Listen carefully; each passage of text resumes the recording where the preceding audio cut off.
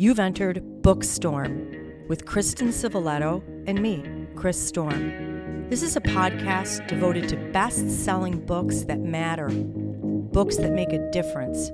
We're diving down deep with beloved authors about their stories. We're exposing hot-button topics and heartfelt themes, the issues that affect each of us in our own lives, as siblings, parents, partners, friends, as human beings.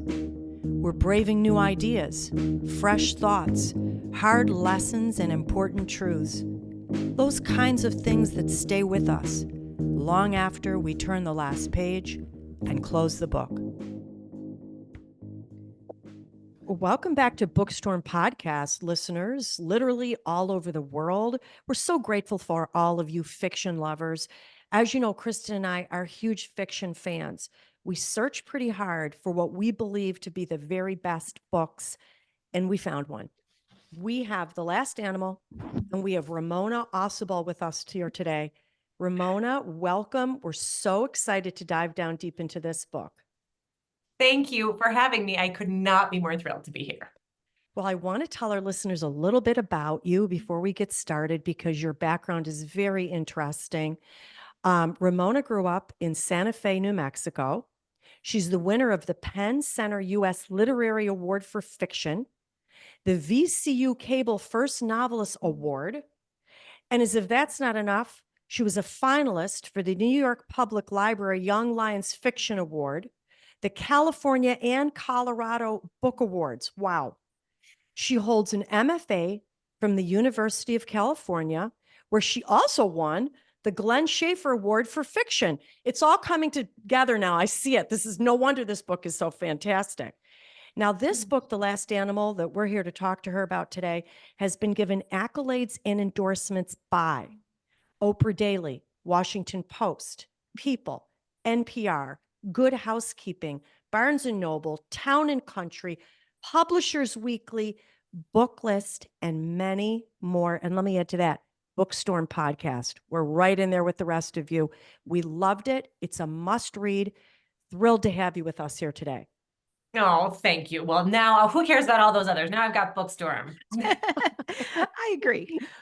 Ramona, we'd like to give our listeners just a little bit of what's going on in your story. So if you'll allow me, I'm going to do that. And then if you want to add anything at the end, be our guest.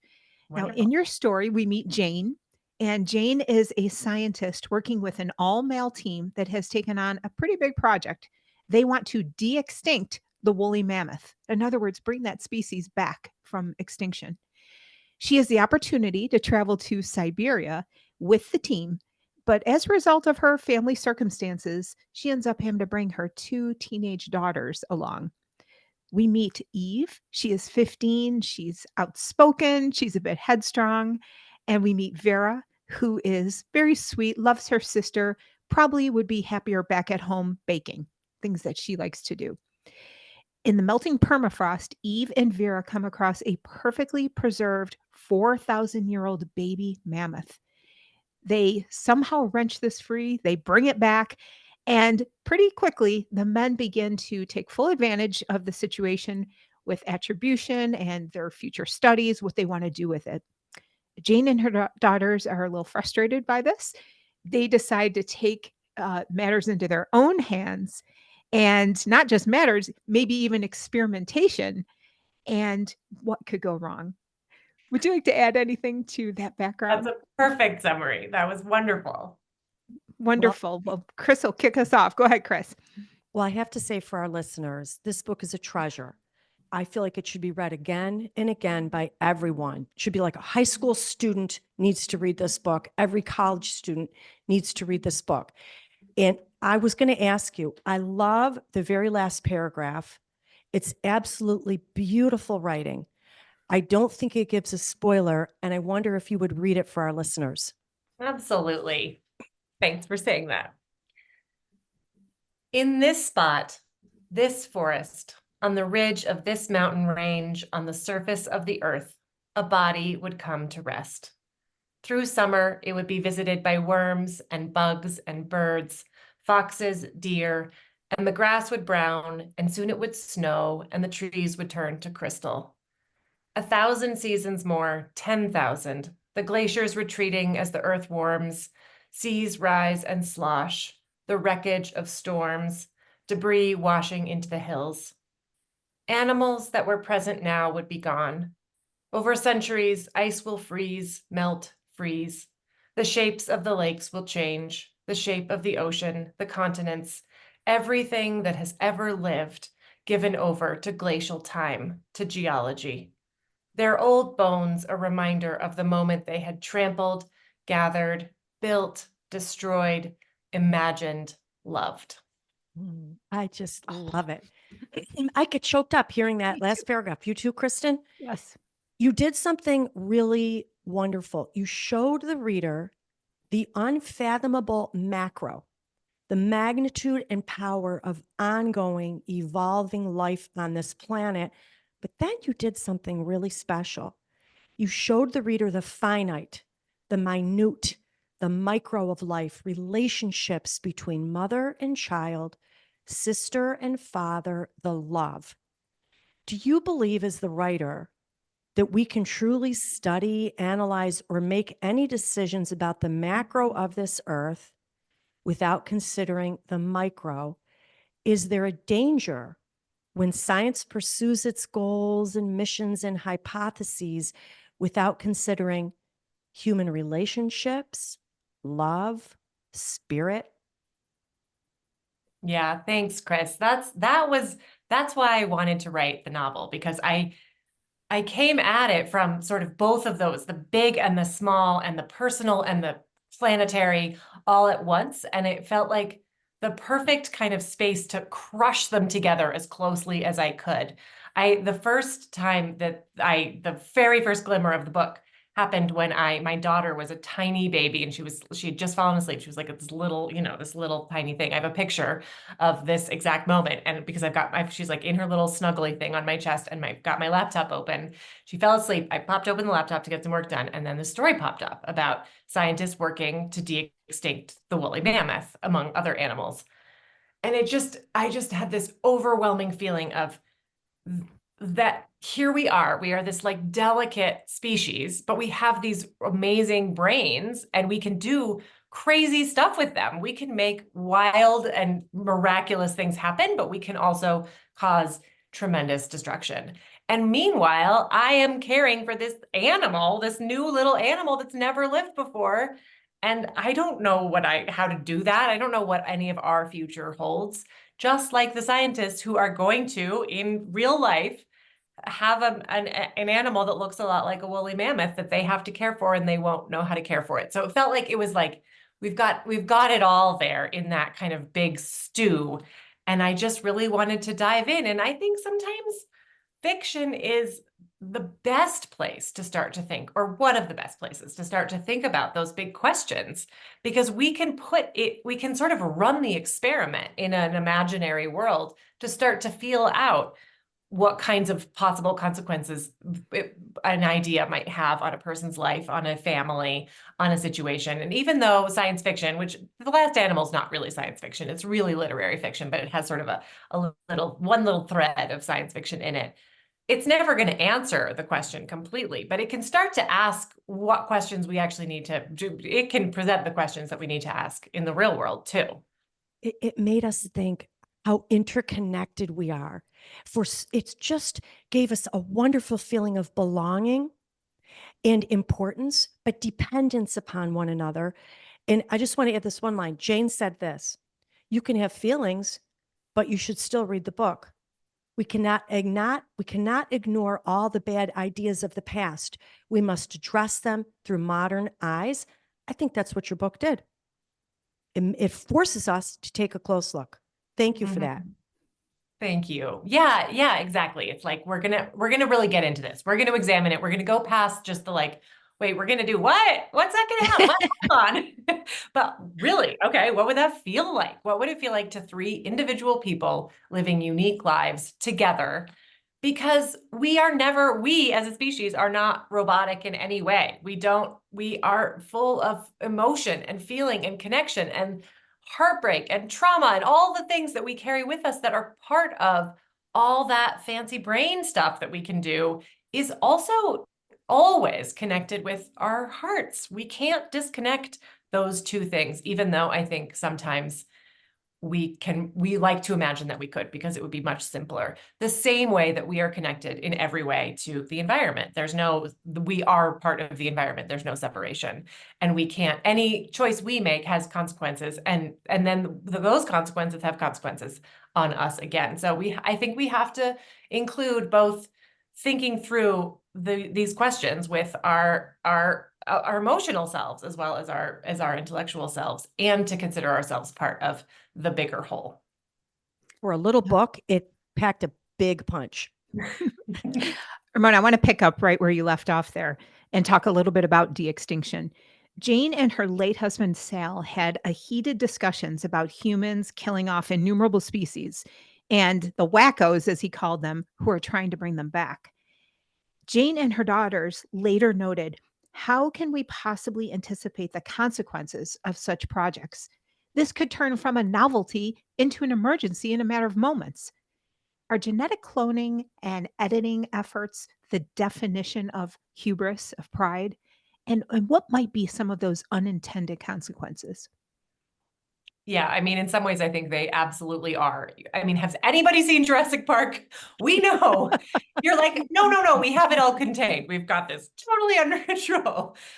I mean, the idea is that we will basically edit using CRISPR the cell of, in the case of the mammoth, an Asian elephant, which is its closest living relative. And we go in there and we know the code for both because we've studied them. So we can be like, okay, we need to take out the part that keeps the head elephant size, and we need to make it, give that big forehead. We need the big long tusks. We need the blood to carry hemoglobin differently, so the oxygen around, so that it can stay warm in extreme cold. We need the fur, all the mammoth traits. So we just plunk them in. And then the embryo is implanted in real life. They plan to do it in a lab inside of an artificial womb.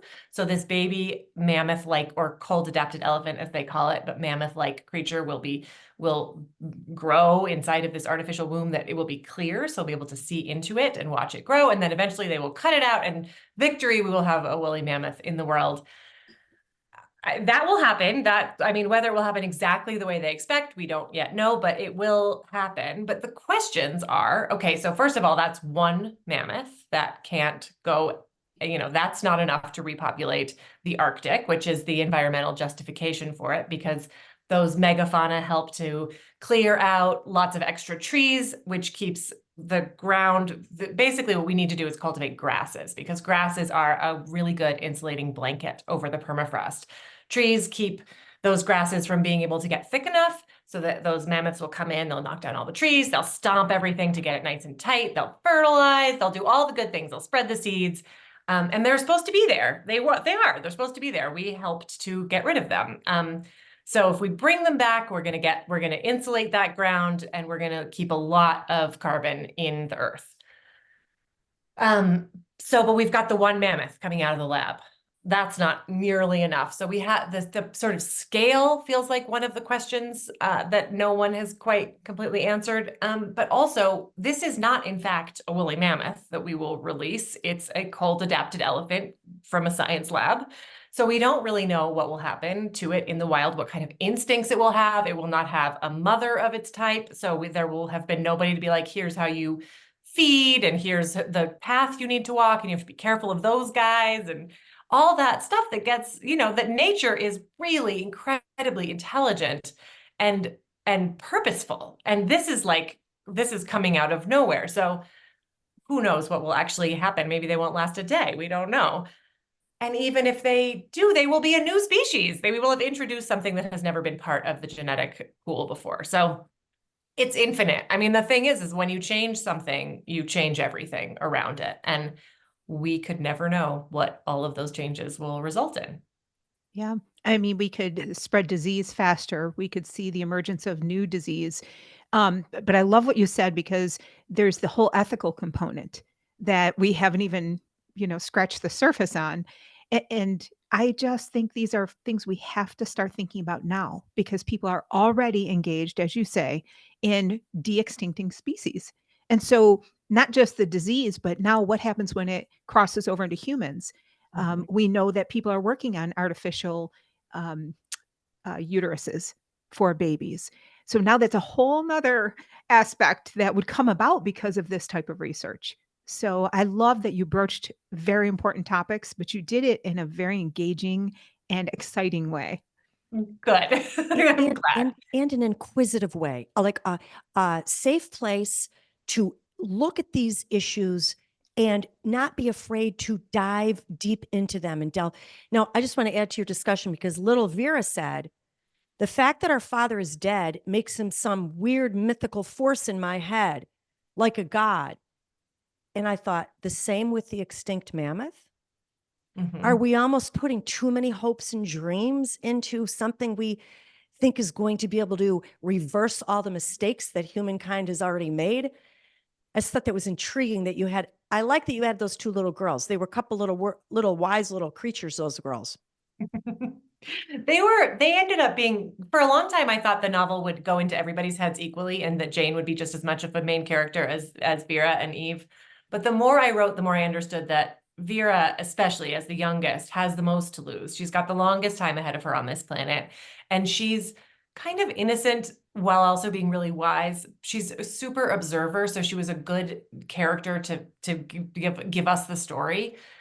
And she doesn't have Eve's kind of swagger, so she's got to figure it out in a more kind of slow and steady way where Eve's going to kind of like crush her way through it, I think. Yeah, so all of those questions, those big questions, just because we can, should we, how do we survive as a family grieving the loss of our husband and father? How do we reconfigure as a group of 3 instead of a group of 4? All of those questions felt like they landed on her in a uniquely difficult way. And I really wanted her to be the one who also got a chance to maybe solve some things. Mm-hmm.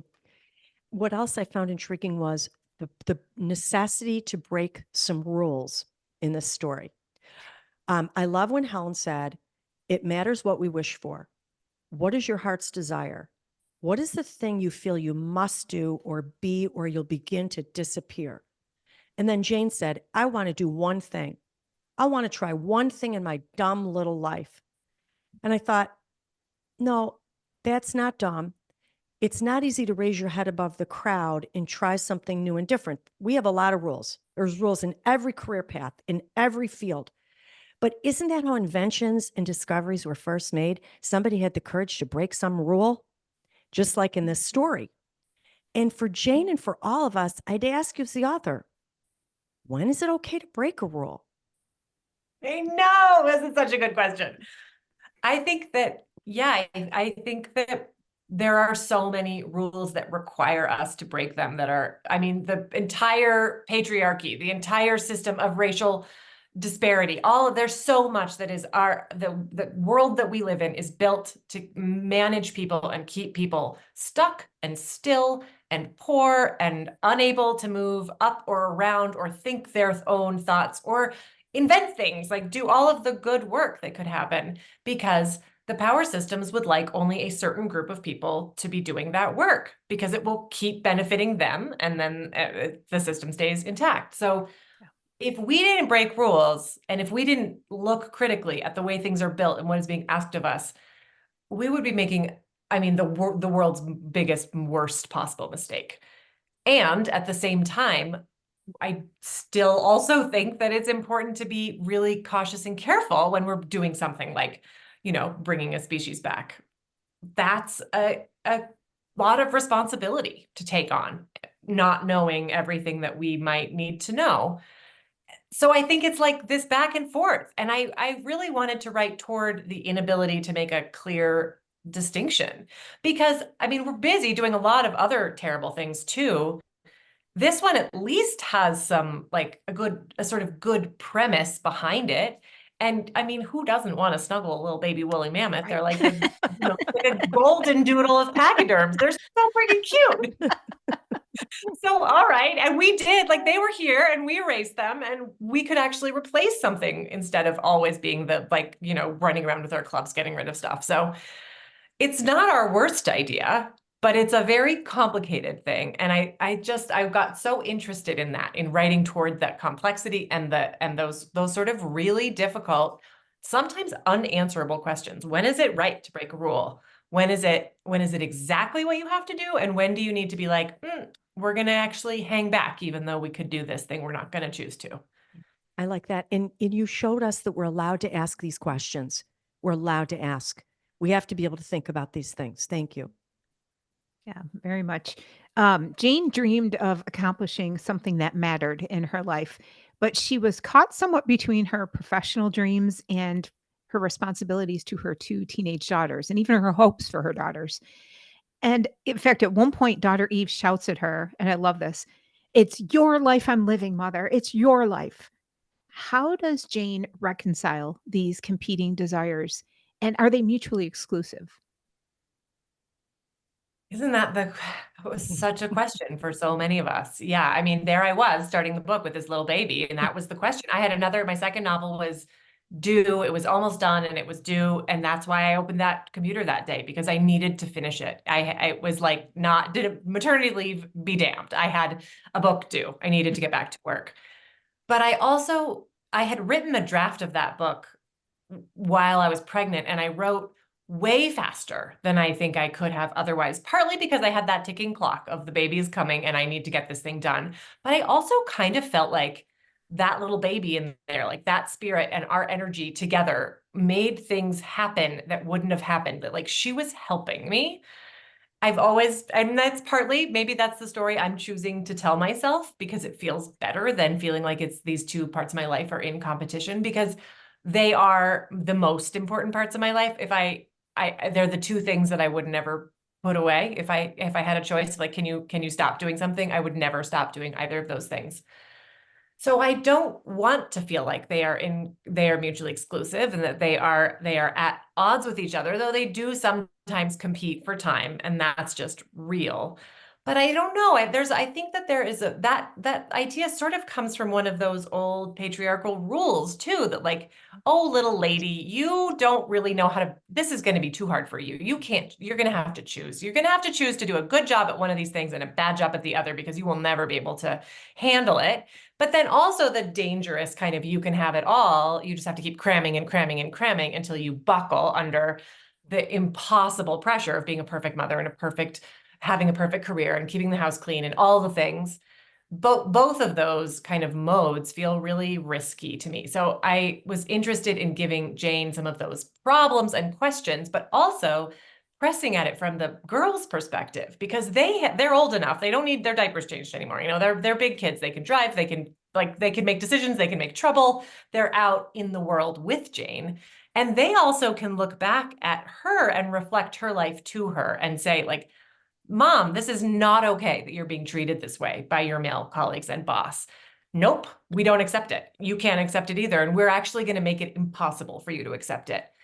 Thank goodness for them being able to see that norm and be like, nope, I realize in your generation that was okay, but in our generation, it's not. And we're putting a stop to it.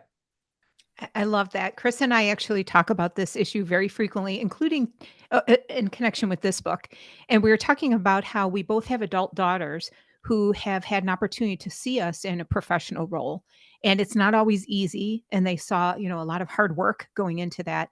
But now our adult daughters say to us, we appreciated seeing you pursue dreams and seeing you have hobbies outside of, being a parent. And it was something that I was thinking about how Vera and Eve would be looking back on that in their lives, because they will probably be impacted by what they experienced for the rest of their lives. Absolutely. I completely agree with you. Yeah. Yes. I think they're even in the midst of it. They're like, let's do something. Let's make something happen. Here we are. Let's push instead of just lay back and wait.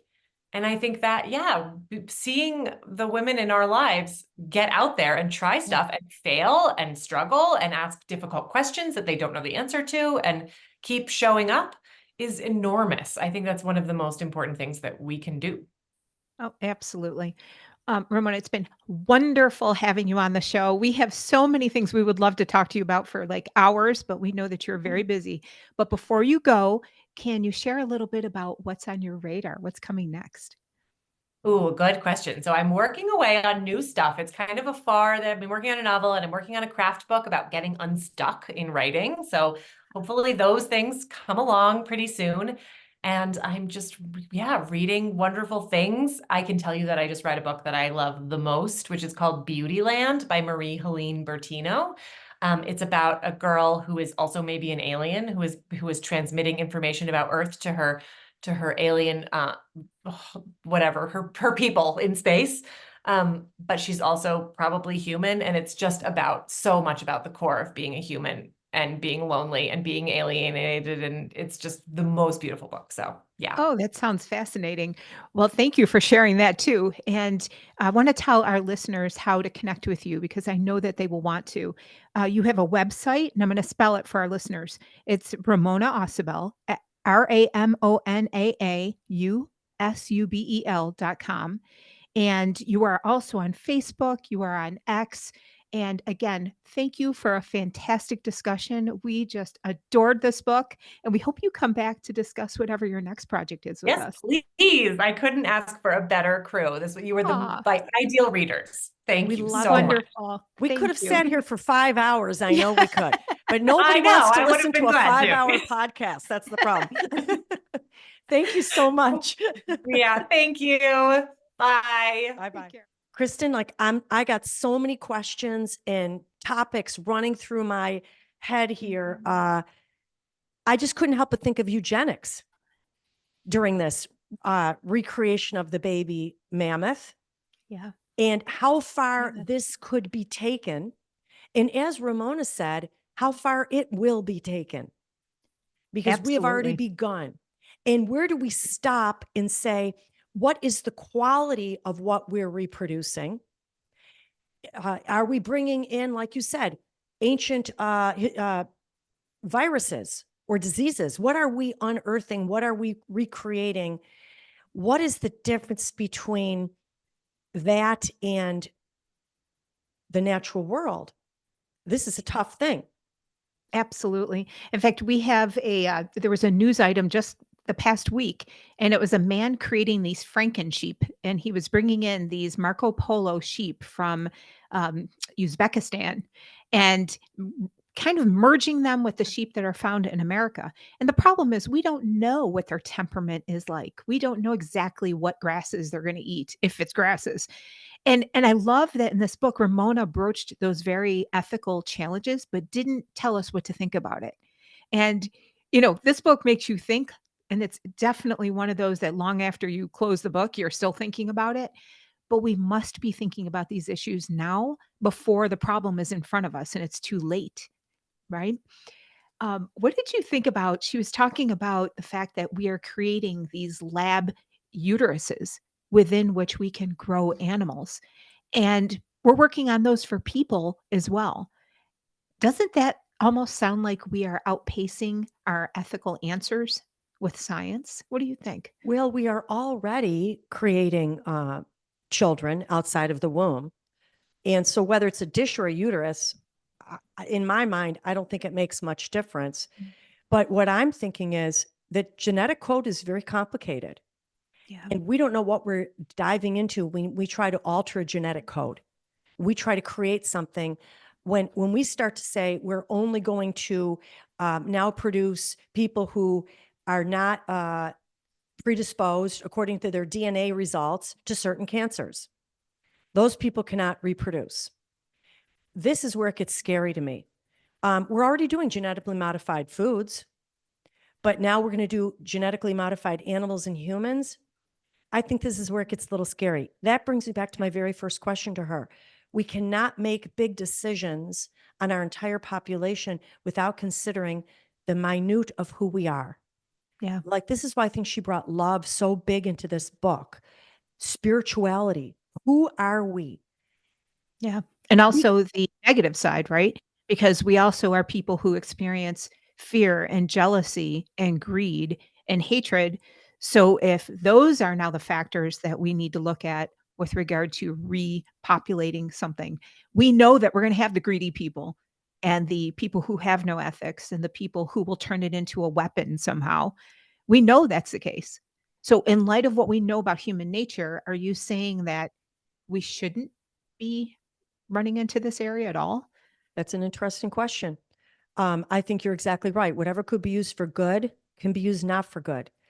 You know, when Ramona's talking about her newborn baby that she held in her arms, Jane in the book said, the amount of love I have for my children is so great, I can't even say it. It's not in the realm of language. I guess what I'm trying to say here is there's some things that cannot be reproduced or genetically modified. And I feel that our human spirit, our deepest, most longing emotions Yeah. are the core of who we really are. What is a human being, really? Is it just flesh and bone? Or is there something deeper? A mind, a will, an emotion, a soul that Yeah. maybe can't be recreated? Well, and also something that can appreciate the right or wrong of something and act accordingly. And that's, an important distinction from most of the rest of the animal world, where we're not just acting on instinct. We can analyze something and have guilt and a conscience about it, but also think in terms of what are the long-term repercussions. So maybe we shouldn't go there. And so to me, I like what you said because it's a higher responsibility before we act to think through the consequences. And I'm not sure that we've done that yet with regard to, re-extinction or duplicating or cloning or editing genes. I don't know that we have thought that through yet. I guess that I feel it is an impossible task to recreate the intricacies of a human, the totality of a human life. I think it's an impossible task. I think there's more to that we call it genetic coding. I call it creation than we could ever imagine. Yeah. But it's Absolutely. interesting. I got to tell you, I loved it. It makes you think. We have to think. We have to question. We have to look at these topics and take a good look at them. We cannot put blinders on. And this book is a real treasure. Absolutely. Well, this was a fantastic interview with her. And like you said, we could talk to her for a very long time about these issues. I think we're going to see a lot more from this author. And I'd like to tell our listeners about who we have coming up. We've got Kate Quinn and Janie Chang coming on together. Mary Kubica, she's coming on for is it the third time? I think so. The third time.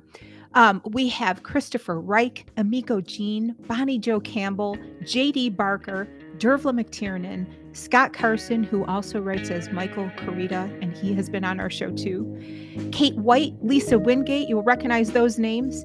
B.A. Paris, Hank Philippi Ryan, and Jill Shelvis. We cannot wait for them to come on. In the meanwhile, we want you to stay on our radar.